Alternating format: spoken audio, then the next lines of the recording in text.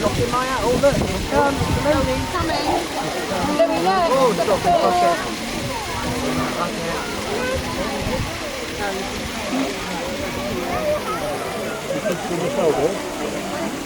You higher up? Like this now, that's great.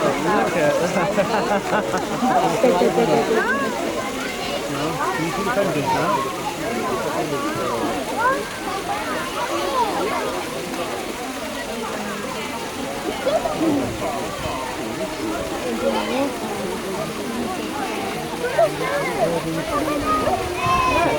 Locking in.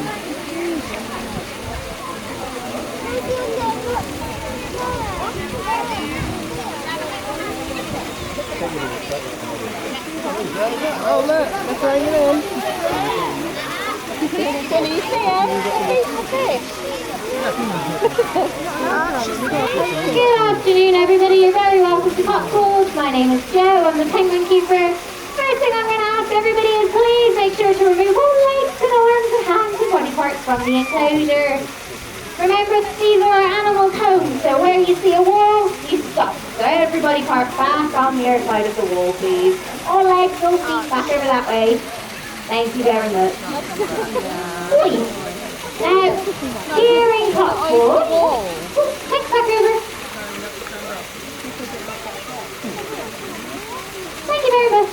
So here in Cotswold we have 19 penguins, and they are all the same variety. They are all known as a Humboldt, and that is a kind of penguin that you would find in Chile and Peru.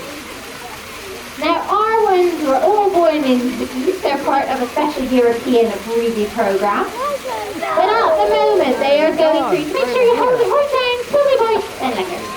They are going through their annual molt. And that is a very special time of year. That is the time of year when penguins change their feathers before winter. So all of our penguins are in some stage of molting. And what that means is that some of them will be others will not need to eat at all. Because what penguins do before they molt is they eat and eat and eat for about 2 weeks and fatten up, and they get so fat that then they don't need to eat for the following 2 weeks. So all of our penguins who have gained their weight, you will find that they will avoid swimming because they're busy growing their new feathers. And most of them will fast for about 2 weeks.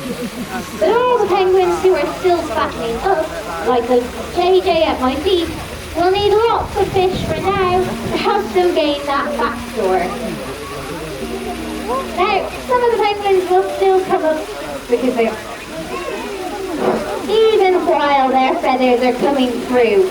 But if you get a good glimpse of them, you will see old feathers grow underneath.